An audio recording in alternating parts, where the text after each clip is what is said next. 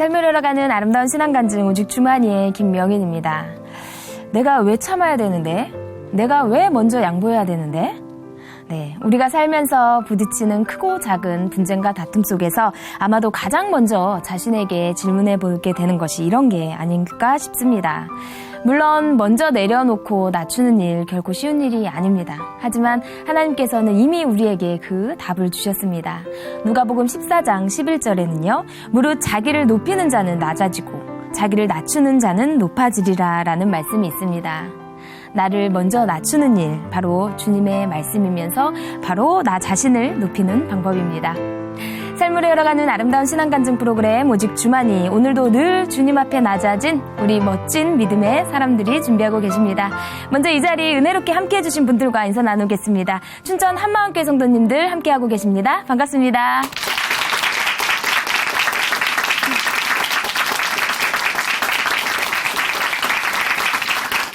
네, 오늘 첫 번째 출연자 만나보겠습니다.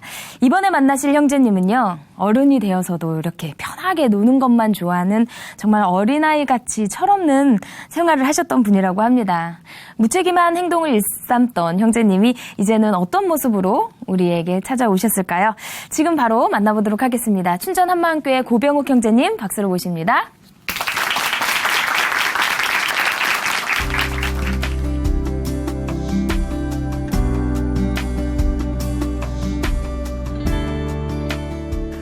안녕하세요. 춘천 한마음교회 고병욱입니다. 저는 피터팬 증후군을 갖고 있었습니다. 성인이 되어서도 열심히 놀기만 하면서 습관처럼 길들여진 무책임과 무절제, 무계획, 그리고 거짓된 삶을 살았는데요. 이런 제가 부활의 복음과 공동체의 사랑으로 변화된 삶의 간증을 나누려고 합니다. 저는 크게 부족하지도 남지도 않은 평범하고 화목한 가정에서 태어나 많은 사랑을 받으며 자랐습니다. 초등학교에 다니면서부터 정말 열심히 뛰어놀았는데요. 오전에 TV 유치원 뽀뽀뽀를 보고 학교에 다녀온 후에 집에 가방을 던져놓고는 어머니께 잡혀 들어가지 않는 한 밤 9시 전에는 집에 들어가질 않았습니다. 이렇게 놀면서도 공부는 꽤 잘했습니다. 학교 바깥에선 책을 전혀 보지 않았는데도 성적표는 거의 모두 수를 받았고 우등상, 수학경시대회 금상 같은 것도 빼놓지 않고 모두 받았습니다.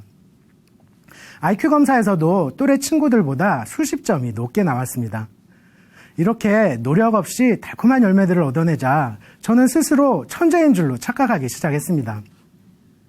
학교의 담임선생님께서도 학부모 면담할 때 병욱이는 머리가 너무 좋으니까 그냥 내버려 두세요. 철이 들면 정말 크게 앞서 나갈 아이입니다. 라고 하셨다고 합니다. 그 말을 들으신 부모님께서는 얼마나 기분이 좋으셨을까요? 하지만 담임선생님도 부모님도 제가 그 후로도 30년 동안이나 철이 들지 않고 주구장창 놀게만 되리라고는 상상도 못하셨을 겁니다.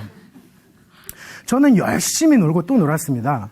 그러다 보니 중학교까지는 성적이 유지가 됐는데 고등학교에 지나가고 나서는 성적이 뚝 떨어졌습니다.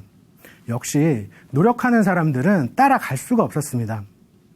이렇게 아무런 노력 없이 상위권 성적을 유지하면서 갖고 있던 자신감이 깨지기 시작했는데 더 심각한 것은 문제를 느끼면서도 해결하기 위한 노력을 할 생각조차 하지 않는 것이었습니다. 그저 열심히 놀았습니다. 영원한 아이인 피터팬처럼 말이죠. 그렇게 무책임이 몸에 배기 시작했습니다. 그리고 한없이 작아지는 제 자신을 포장하기 위해서 허풍을 떨고 거짓말을 하기 시작했습니다. 그때쯤 저희 아버지께서 다니시던 회사에서 높은 임원으로 승진을 하셨는데요. 저는 잃어버린 제 자신에 대한 자신감을 아버지로 채우기 시작했습니다. 내 아버지가 이렇게 대단한 분이시다. 그러니까 나도 대단한 사람 아니겠어? 이렇게 말입니다. 이렇게 놀면서도 다행히 대학교는 들어갔습니다. 그런데 집에서 통학하는데 편도로 2시간이 넘게 걸렸습니다. 정말 놀 시간이 부족했습니다. 그래서 아버지께 말씀드렸죠. 아버지, 저 학교 그만두고 재수해서 더 좋은 대학교에 가겠습니다. 아버지께서는 이야, 우리 아들이 드디어 철이 드는구나 하시면서 정말로 좋아하셨습니다. 저는 그렇게 거짓 이유를 대고 다시 놀기 시작했습니다. 그러니 결과가 좋을 리가 없죠. 저는 그렇게 부모님 가슴에 대못을 박았고 집과 학교의 거리가 더 멀어져서 자취를 하게 되었습니다. 물론 저는 어린아이처럼 부모님의 상처는 신경도 쓰지 않았고 그저 간섭 없이 놀 수 있게 되었다는 사실에 재수를 선택했던 것이 너무나도 만족스러웠습니다. 대학 때는 학교는 거의 가지 않았고 게임에 빠져 살았습니다.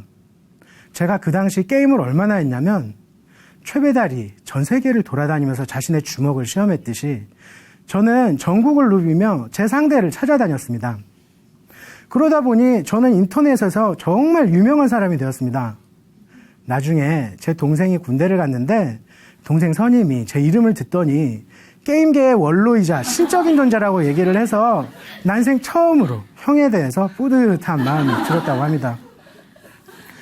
제 아버지께서는 매일 아침 신문을 보시다가 제 전공과 관련된 IT 컬럼이나 뉴스를 찾으시면 손수 스크랩하셔서 편지로 보내주셨습니다.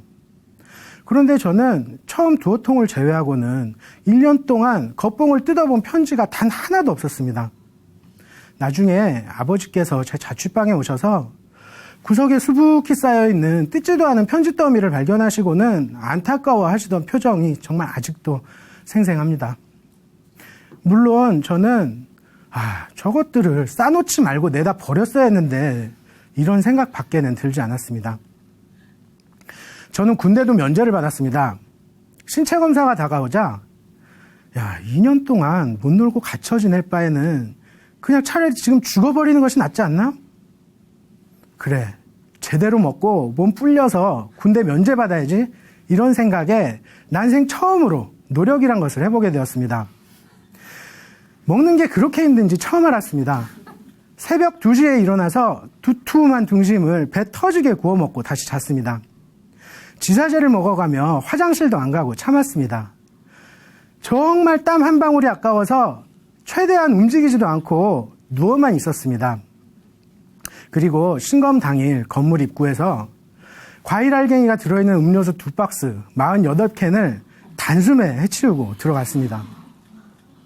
저는 그렇게 면제를 받게 되었고 약 2년여의 군 생활과 지금의 제 몸매를 바꾸게 되었습니다. 저는 군 면제도 불구하고 대학교를 졸업하는데 9년이나 걸렸습니다. 졸업 후에는 게임 제작업체에 취직을 했습니다. 약 7년간 근무를 했는데요. 그렇습니다. 회사에도 놀러 다녔습니다. 7년 동안이나 어떻게 안 잘리고 버텼는지 저도 참 신기합니다. 그러던 중에 지인을 통해서 중국 게임 업체에 스카우트 제의가 들어왔습니다. 그래, 한국에선 충분히 놀았다. 이제 중국에서 제대로 놀아보는 거야. 부모님이나 가족 등 기타 다른 문제는 고려 대상조차 되지 못했습니다.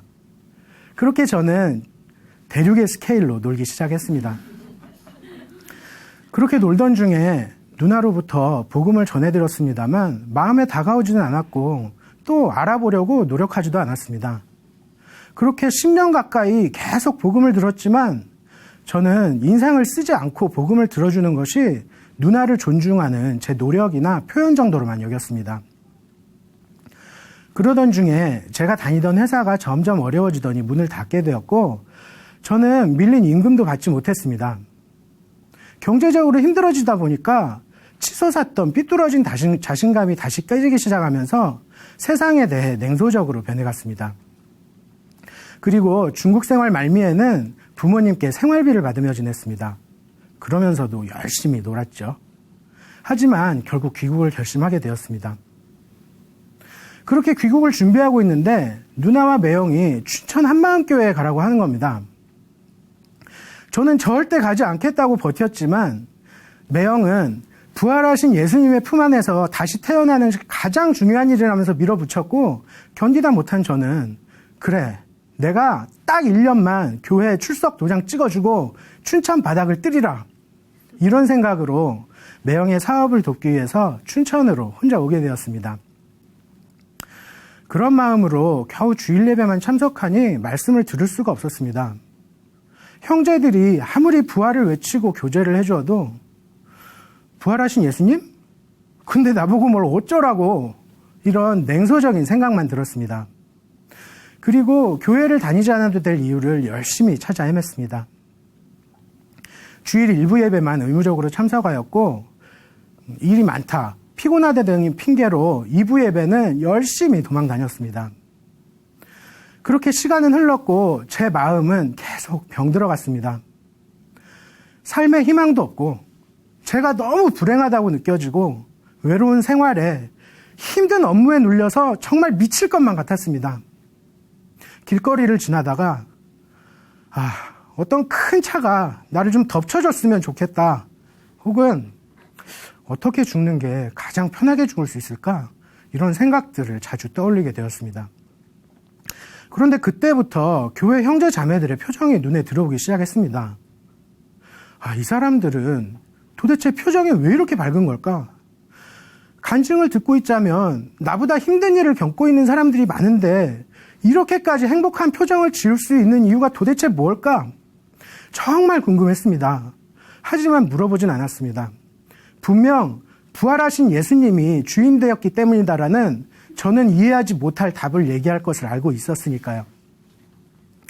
그쯤 작은 교회 예배를 드리게 되었습니다. 그런데 이상하게 처음부터 예배가 싫지 않았고 오히려 마음이 편해졌습니다. 역시 이 사람들의 표정도 행복이 넘쳤고, 또 오늘 처음 인사한 저를 위해 기도하면서 뜨거운 눈물을 떨구는 것을 보고 너무나도 고마운 마음이 들었습니다. 저는 제 자신만 신경 쓰기에도 벅차고 미치겠는데 이 사람들은 자신과 다른 사람을 동일시하고 있었습니다. 그러다 보니 나도 예전에는 남을 위하는 마음을 갖고 있었는데 난 왜 이렇게 괴물이 돼버린 걸까 하는 생각을 하게 되었고, 제 마음의 상처를 치유받기를 간절히 원하게 되었습니다. 저는 그렇게 공동체에 녹아들었고 작은 교회 예배드리는 날을 기다리게 되었습니다. 나는 안티크리스천이다, 나는 절대로 예수님과 아무런 관계가 없다, 이렇게 스스로 찍어버린 낙인이 저도 모르는 사이에 조금씩 지워져 갔습니다. 그쯤 교회 수련회가 시작되었습니다. 수련회 날 오전에 저는 제가 지나온 세월을 글로 정리해 보았습니다. 여러 장의 글이 빽빽하게 써졌습니다. 천천히 읽어보았습니다. 이게 뭔가? 난 지난 30년 동안 도대체 뭘 하고 산 거지? 이런 엄청난 절망감만이 밀려들었습니다. 그리고는 이것은 내 스스로의 의지로 고칠 수 있는 일이 아니다. 이번 수련회 때 낮은 마음으로 간절하게 기도해서 반드시 예수님을 만나야겠다, 이런 다짐을 하고 수련회에 임하게 되었습니다. 목사님의 매 집회 설교 말씀은 제가 주일 예배 때 항상 들어왔던 말씀과 거의 동일했지만 저의 간절한 마음 때문이었는지 말씀에 집중이 되었습니다. 매 집회 마지막 기도 시간에 저는 예수님, 제가 여기 엎드렸습니다. 제발 저 좀 만나주세요. 제발 저 좀 어떻게 해봐 주세요. 이렇게 간절하게 떼를 쓰며 기도했습니다. 수련회 셋째 날 오전 집회에서 아직 말도 잘 하지 못하는 3살 배기 어린아이의 간증을 보았습니다. 저는 원래 모태신앙이라는 것을 굉장히 싫어했었습니다. 사람이 태어나면서 부모를 선택할 수도 없는데 신앙마저 본인의 선택이 무시되고 강제로 세뇌되는 것이 싫어서였습니다. 그런데 이런 어린아이의 간증을 아무런 거부감 없이 오히려 흐뭇한 미소를 짓고 보고 있는 제 자신을 느끼고는 정말 흠칫 놀랐습니다. 그래, 예수님의 부활이 역사적인 사실인 건 이미 알고 있고, 그러면 예수님이 바로 하나님이란 얘긴데? 그럼 성경의 모든 말씀이 하나님의 말씀이고 모두 사실이란 얘기잖아. 그렇구나. 어린아이에게 성경을 가르치는 것은 무조건적으로 세뇌를 시키는 것이 아니고 진실을 알려주는 것이구나. 이 모든 것이 제 마음속으로 인정이 되었습니다. 그리고 저에게도 부활이 실제가 되었습니다. 저는 고백했습니다. 나의 주, 나의 하나님이시여. 예수님의 부활을 믿지 못하다가 부활하신 예수님을 직접 만나본 후에야 나의 주, 나의 하나님이라고 고백했던 도마의 모습이 제 모습과 겹쳐졌습니다. 그리고 저 또한 도마처럼 부활하신 예수님 앞에서 완전히 굴복되었습니다. 아, 예수님은 계속 내 앞에 계셨었구나. 내가 복음을 들을 때마다 혹시 오늘 내 마음이 열릴까 기다리고 계셨었구나. 계속 당신을 내팽개치는 나를 보고 얼마나 마음이 아프셨을까. 이 죄를 어찌해야 하나. 잘못했습니다. 용서해 주세요. 집회가 끝나고 나서도 멍하니 앉아서 계속 예수님 생각뿐이었습니다. 한 귀로 흘려들었던 복음에도, 공동체와 교제할 때에도 내 마음의 뜨거움을 부어주신 분이 바로 이분이셨구나. 바위가 낙수물에 구멍이 뚫리듯이 내 마음을 조금씩 열어주셨구나. 내가 이렇게 은혜롭고 전능하신 분을 부인하고 살았었구나 하는 생각에 너무나도 죄송하고 감격스러웠습니다. 저를 지으신 분께서 저를 사랑하셔서 저를 살리시려고 이 땅에 사람으로 오셨는데, 제 스스로 주인 뒤에서 예수님을 믿지 않고 오히려 십자가에 예수님을 못 박아 죽인 마귀의 자식이었던 제가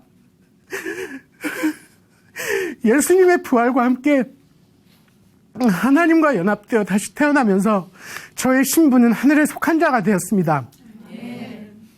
그리고 더 이상 거짓으로 저를 포장할 필요가 없는 이미 다 가진 자가 되었습니다. 마음이 너무 가벼웠습니다. 마주치는 형제들이 무슨 좋은 일이 있길래 표정이 그렇게 밝아요? 하며 물어봤습니다.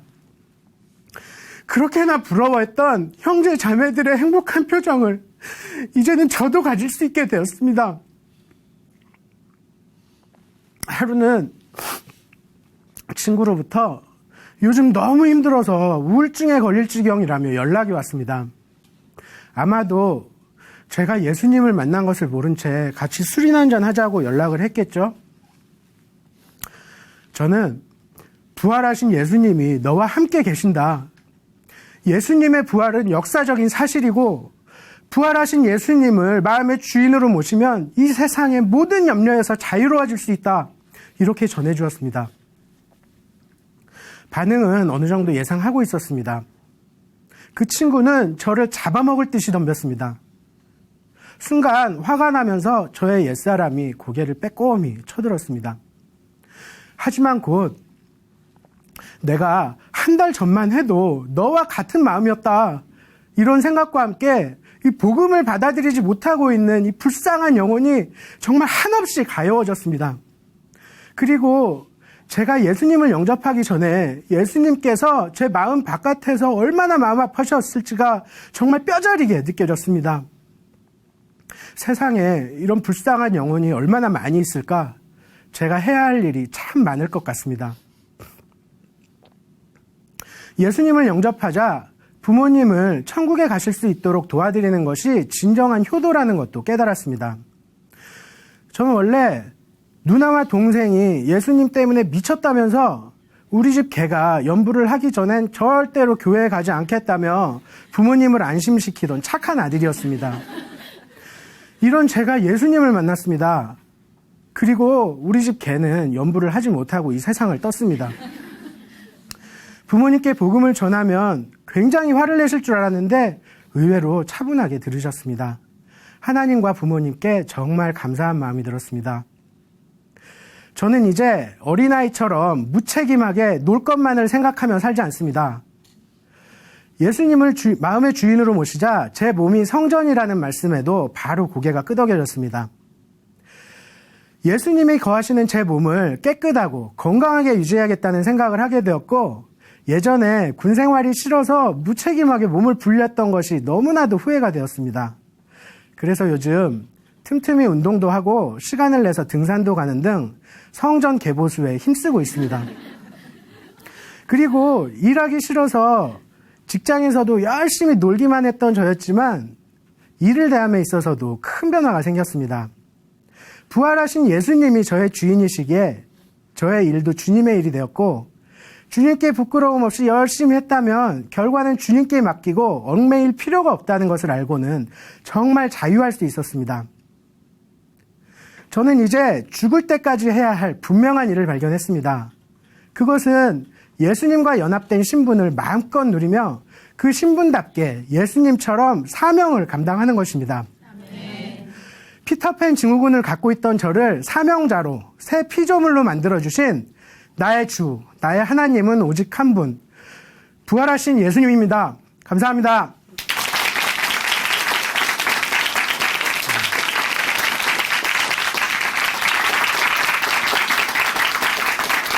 네, 간증 감사합니다. 형제님 마음대로 하고 싶은 대로 편한 대로 사시던 분이 정말 부활의 주님을 만나고 나서 이제는 누구보다도 책임감이 강한 완전한 새로운 사람이 되셨습니다. 네, 형제님의 고백대로 예수님처럼 사명을 평생 감당하시겠다고 하셨는데요. 우리 다시 한번 고병욱 형제님께 응원의 박수 보내드리겠습니다.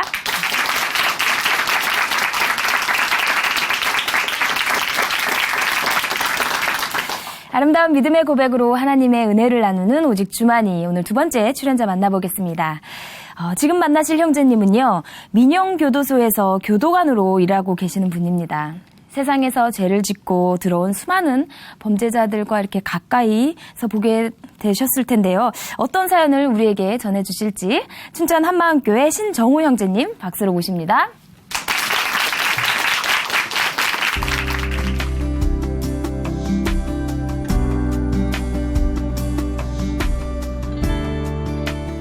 안녕하세요. 춘천 한마음교회 신정호입니다. 저는 민영교도소에서 일하고 있는 교도관인데요. 하나님을 믿는 교도관이면서도 수용자들에 대해 세상 사람들과 똑같은 생각으로 일하다가 하나님의 눈으로 그들을 바라보게 된 제 간증을 나누고자 합니다. 저는 어머니 나이 40살에 귀한 늦둥이로 태어났습니다. 집안 형편이 좋은 것은 아니었지만 어머니의 헌신으로 평범한 삶을 살고 있었죠. 술과 친구를 좋아하셨던 아버지는 사업을 하셨지만 집에 돈을 가져다 주시는 일은 거의 없었고 어머니가 구두공장에 다니시며 누나와 저를 학교에 보내셨어요. 그러던 어느 날 저의 중학교 졸업식이 끝나고 3일 후 아버지께서 뇌출혈로 쓰러지셨습니다. 당시 뇌에 3군데 출혈이 있었는데 수술을 할 수 없는 부위라서 피를 굳게 한 후 물리치료를 받아야 했습니다. 저는 아버지가 빨리는 아니어도 치료를 통해 다시 예전의 모습을 회복할 수 있다고 생각했는데요. 아버지는 그렇게 쓰러지신 지 만 10년을 채우고 천국으로 가셨습니다. 아버지께서 쓰러지신 이후 저는 집에 혼자 남아서 고등학교를 다니게 되었습니다. 어머니는 병원에서 아버지 병간호를 하셨고 누나는 지방의 대학교 기숙사에서 생활했기에 어쩔 수 없는 상황이었죠. 난생 처음 혼자 집에서 밥하고 청소하고 빨래하고 그러면서 고등학교를 다니게 되었는데요. 이게 참 만만치 않더라고요. 고등학교가 중학교하고는 천지 차이라서 공부의 수준도 높았고 생판 모르는 친구들과 적응하는 것도 쉽지 않았어요. 거기에 야간 자율학습을 마치고 집에 오면 11시 정도가 되었는데 이런저런 집안일을 마치고 나면 1시 가까이 되어서 그대로 지쳐 잠들어 버리곤 했죠. 그렇게 힘들게 생활하던 고등학교 2학년 때 짝꿍인 친구가 교회 가자고 계속 저를 꼬시는 거예요. 제 상황을 알고 있던 친구가 어떻게든 저를 교회에 데려가려고 온갖 가머니설로 유혹했죠. 그때 저희 집은 불교를 믿고 있었거든요. 아버지가 쓰러지시기 얼마 전까지 가족끼리 서울의 유명한 절에 같이 가곤 했어요. 그 친구의 계속된 유혹에 저는 어머니께 교회에 가도 되냐고 조심스럽게 물어봤죠. 어머니는 네가 교회 가서 좋을 것 같으면 가라고 흔쾌히 허락해 주셨어요. 그렇게 처음 가게 된 교회는 정말 천국이었습니다. 천사 같은 자매들이 웃으며 저를 맞아주었거든요. 많은 자매들이 저에 대해 관심을 가져주고 이것저것 물어보는데 정신이 하나도 없더라고요. 남중남고를 다니던 저는 그날로 이렇게 좋은 기독교로 개종을 했죠. 교회는 다니게 되었으나 목사님의 설교는 너무 어렵고 딱딱했어요. 예배 시간에는 일주일간의 학교 생활로 지친 몸과 마음을 단잠으로 위로받으며 예배가 끝나면 교회 친구들과 놀러 가야겠다는 생각만 했어요. 하나님이 좋은 분인 것 같긴 한데 진짜 하나님이 존재하긴 하는지 잘 모르겠더라고요. 예배 시간에는 성가대로 섬기며 하나님을 찬양하고 예배가 끝나면 노래방에서 밤늦게까지 가요를 불렀습니다. 그래도 지금 생각해보면 이 시간이 제가 하나님을 믿을 수 있는 밑거름이 된 것 같아요. 적어도 교회에 대한 거부감을 없애주었고 뭣도 모르면서 나는 기독교인이라고 믿고 있었거든요. 수능을 마치고 대학교에 들어가게 되었습니다. 집안 형편상 사립대에 갈 수 없으니 등록금이 싼 국립대를 알아보았죠. 그러다 춘천에 있는 강원대학교에 원서를 넣었고 합격하게 되었습니다. 여유 있는 성적으로 합격해서 기숙사는 당연히 들어간다고 생각하고 있었는데요. 방심하다가 기숙사 신청 기간을 놓친 거예요. 부랴부랴 집을 알아보는데 잠바주머니에 들어있는 한마음교회 기숙사 쪽지가 눈에 들어왔어요. 받을 당시에는 펴보지도 않았는데 나도 기독교인인데 받아주겠지? 이렇게 생각하면서 쪽지 내용을 확인했어요. 보증금도 없이 월 15만 원에 숙식 해결? 와, 이거 대박이네. 이러면서 적혀있는 번호로 전화를 했죠. 간사님이란 분이 전화를 받으셨는데 지금 인원 마감하기 직전이니까 빨리 입금하라고. 지금 입금 안 하면 못 들어온다 그러는 거예요. 큰일 났다 싶어서 바로 은행에 뛰어가 입금을 했어요. 나중에 알고 보니 원래 그런 식으로 말씀하는 분이시더라고요. 속았다는 생각이 들었어요. 그렇게 저의 대학생활과 한마음교회 기숙사 생활이 시작되었습니다. 예전에 남자 셋 여자 셋이라는 시트콤이 있었는데요. 거기 나오는 대학생들은 맨날 술 마시고 놀러 다니고 연애하고 그러더라고요. 대학교 가면 저도 그런 거 할 수 있겠다고 기대하고 왔는데 이건 뭐 별거 없는 거예요. 공부도 고등학교 때보다 더 많이 해야 하고 시트콤처럼 생활하다가는 학사 경고 받겠더라고요. 연애도 돈 있는 애들이나 하지 저처럼 등록금 걱정하는 사람은 돈 없어서 연애도 못 하겠는 거예요. 대학 생활도 내가 생각했던 것과 달라서 재미없는데 어렵게 들어간 교회 기숙사 생활은 더 재미없었어요. 매일 새벽 예배 가야 하고 어쩌다 과 모임 때문에 술 먹고 밤늦게 들어가면 기숙사 리더 형이 이러면 안 된다 이런 식으로 1시간씩 교제해 주는 거예요. 그러다 늦게 잠들었는데 또 새벽 기도 가자 그러고 도저히 사람 살 곳이 아니다 싶어서 이번 학기만 버티다 학교 기숙사에 들어가야겠다고 마음먹었어요. 혼자 자취방 구해서 살 만한 돈이 없었거든요. 그래서 일단 교회 기숙사 규칙에 순종하면서 생활하기로 했어요. 내 맘대로 행동하다가 쫓겨나면 안 되니까요. 그때 저는 머리를 노랗게 염색하고 있었는데요. 당시 교회 분위기상 파격 그 자체였어요. 제 별명이 노랑머리였는데 목사님께서는 제가 일주일도 못 버티고 나갈 거라고 생각하셨대요. 근데 제가 안 나가고 버티니까 제 노랑머리가 꽤나 신경 쓰이셨나 봐요. 어느 날 대뜸 네가 검정머리 될래? 아니면 내가 노랑머리가 될까? 이렇게 말씀하시는 거예요. 제가 어떻게 목사님 머리를 노랗게 만들 수 있겠어요. 그날로 노랑머리를 자르고 검은 머리가 되었습니다. 제가 만약 돈이 많았다면 아마 당장 기숙사를 뛰쳐나왔을 거고 그랬다면 지금처럼 예수님을 믿는 삶을 살 수 없었을 거예요. 가난이 참 감사한 것이란 걸 나중에 깨달았죠.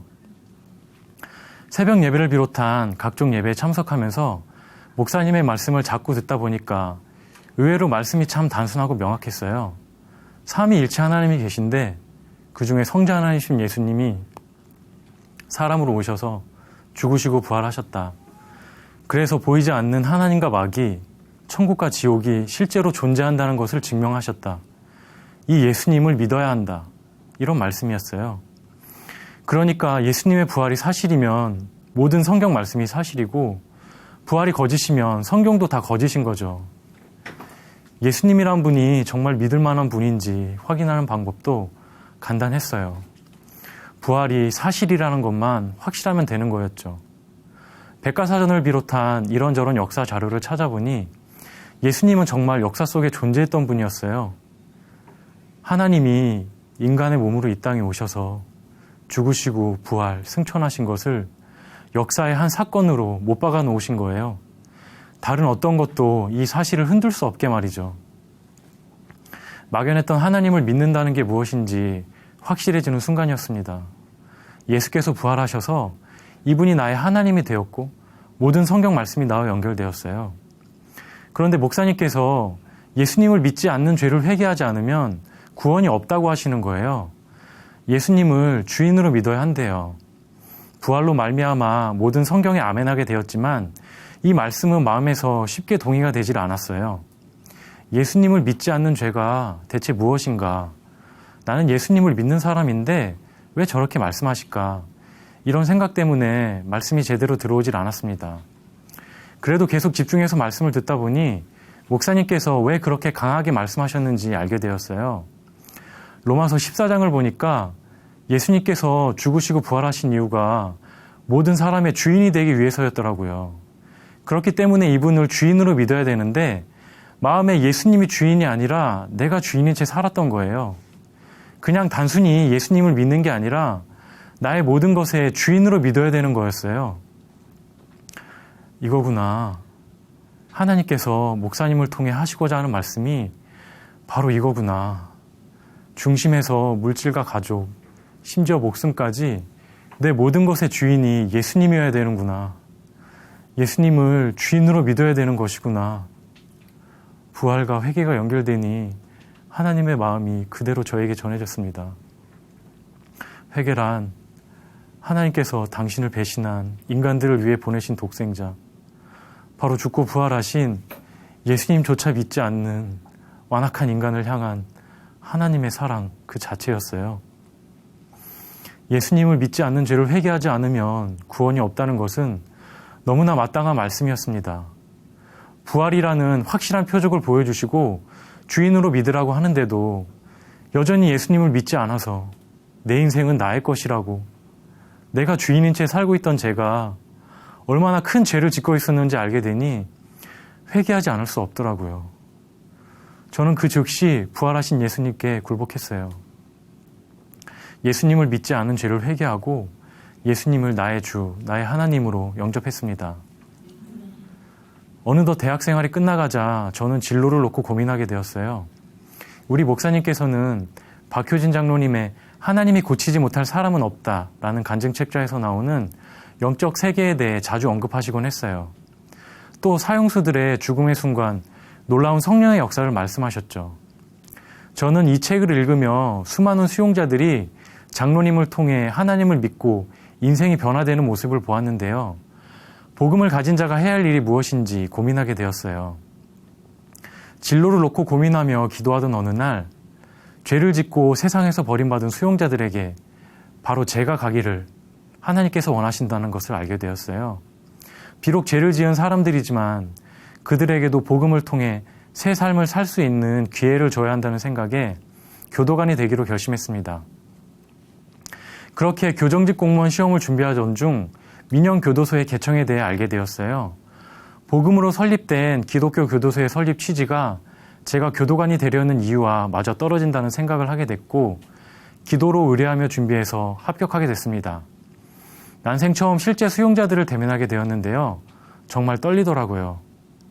평생 교회에서 선하디 선한 사람들만 만나다가 무서운 죄를 짓고 교도소에 들어온 사람들을 만나니 이유 없이 두려운 거예요. 대부분의 수용자들은 직원에게 호의적이었지만 모두가 그렇지는 않았거든요.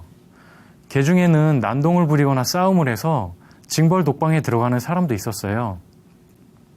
고함을 치면서 물건을 부수고 난동을 부리는 모습을 처음 봤을 때는 놀라서 심장이 멎는 것 같았는데 이제는 적응이 돼서 좀 괜찮습니다.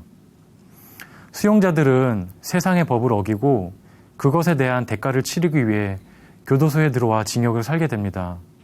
처음 일을 시작할 때 나는 그들과는 다른 사람, 나는 그래도 저들보다는 나은 사람이라고 생각했어요. 살인죄를 저지르고 수감된 수용자와 나를 동일시한다는 것은 말이 안 됐으니까요. 그런데 어느 날 기도하는 중에 하나님이 보시기에는 제가 수용자들과 다르지 않다는 것을 알려주셨어요. 아, 인간의 법에서나 죄의 경중이 있지 하나님의 법에는 죄의 경중이 없구나. 죄의 싹은 사망이구나. 인간은 겉으로 드러난 행위의 결과로 죄를 판단하지만 하나님은 마음 중심을 보시는 분이잖아요. 그렇기 때문에 그분이 보시기에는 철창 안에 갇혀있는 수용자들이나 그들을 관리하는 저나 똑같은 죄인이었어요. 예수님을 믿기 전에 내가 어떤 죄인이었는지, 그런 나를 위해서 예수님께서 어떤 일을 이루셨는지 생각하니 통곡하게 되었습니다. 만약 예수님께서 우리 죄를 대신 감당하기 위해 이 땅에 오시지 않았다면 저 역시 보이지 않는 철창 안에 갇힌 죄인일 수밖에 없었기 때문이죠. 세상의 법이라면 징역 몇 년 이렇게 죗값을 치르는데 끝이 있잖아요. 그런데 예수님을 믿지 않고 내가 주인인 채 사는 죄값을 치르는 데는 끝이 없어요. 이 땅에서도 일생에 매어 종노릇하며 힘들게 살고 죽어서는 영원한 지옥에서 고통받아야 되잖아요. 이렇게 될 수밖에 없는 우리를 위해 전능하신 하나님께서 인간의 몸으로 이 땅에 오셨어요. 그리고 우리 죄를 대신해 죽으시고 부활하셔서 살 길을 만들어 주셨으니 복음은 정말 감당할 수 없는 사랑 그 자체였어요.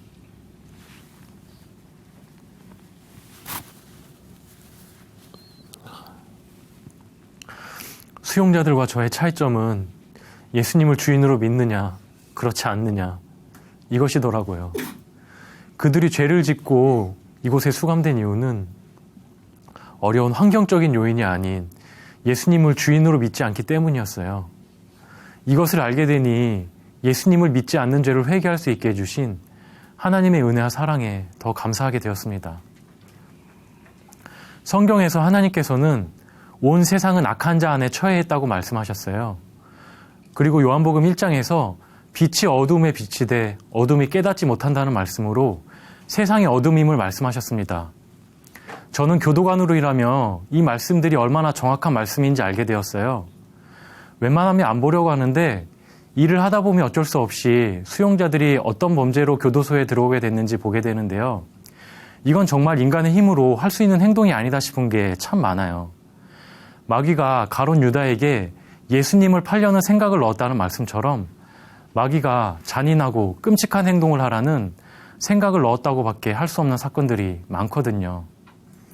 함께 사는 의붓딸을 건드리는 아버지, 갓난 아기가 운다고 집어 던져 죽인 사람, 술을 먹다가 말다툼 끝에 친구를 칼로 찔러 죽인 사람, 가족들과 함께 차를 타고 바다로 뛰어들었다가 자기만 살아나온 사람, 안 좋은 말 한마디에 꽂혀 치밀하게 계획을 세워 살인한 사람, 이렇게 이성적인 생각과 판단으로는 도저히 할 수 없는 행동으로 죄를 짓고 들어온 사람들이 많습니다.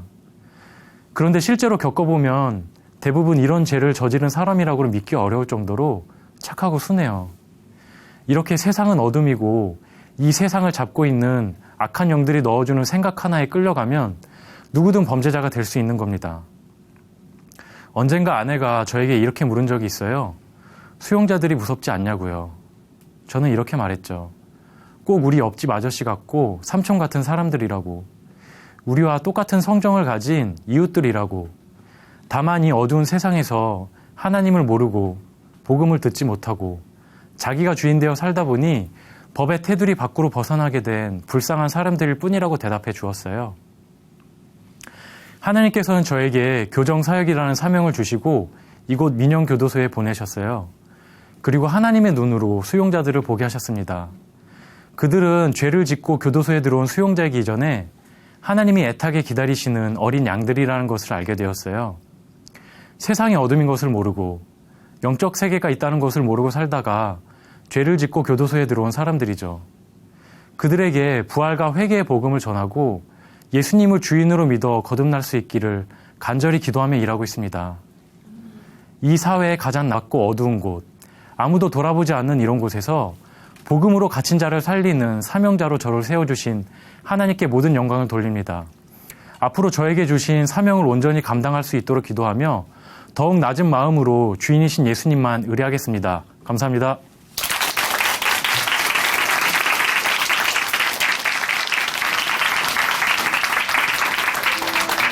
네, 간증 감사합니다. 부활의 주님을 만나고 나서 이 수용자들을 하나님의 눈으로 바라보게 되셨다는 형제님, 세상이 낮고 어두운 곳에서 형제님의 사명 앞으로도 더 멋지게 감당해 주시기를 바라겠습니다. 우리 다시 한번 신정호 형제님께 응원의 박수 보내드리겠습니다.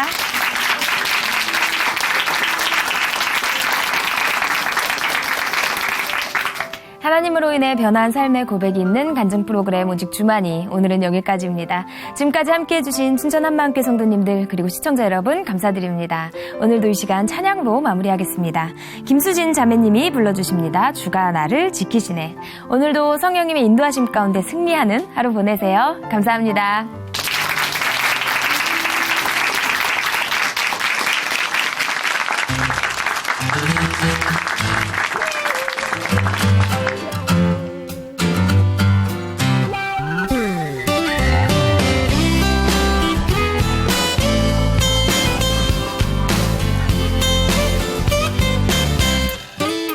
이른 아침에 잠 깨어 일어나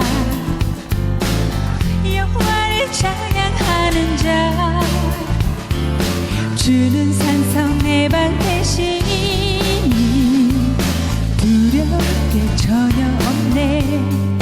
길고 길었던 어둠의 시간 너머로 난 그 사랑 있어. 전능하신 하나님 손길 나의 눈에 드시옵네. 주가 나를 지키시네. 주가 나를 지키시네. 내 작은 노래로 여호와를 찬양하네. 주가 나를 지키시네. 주가 나를 지키시네. 내 작은 노래로 여호와를 찬양하네.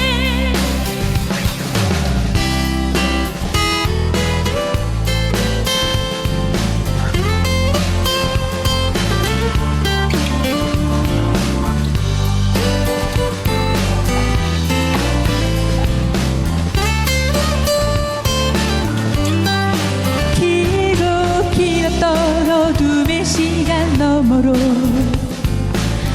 내겐 그 사랑 있어. 전능하신 하나님 손길 나의 눈에 드시옵네. 주가 나를 지키시네. 주가 나를 지키시네. 내 작은 노래로 여호와를 찬양하네. 주가 나를 지키시네. 주가 나를 지키시네. 내 작은 노래로 여호와를 찬양하네. 주가 나를 지키시네. 주가 나를 지키시네. 내 작은 노래로 여호와를 찬양하네. 주가 나를 지키시네. 주가 나를 지키시네.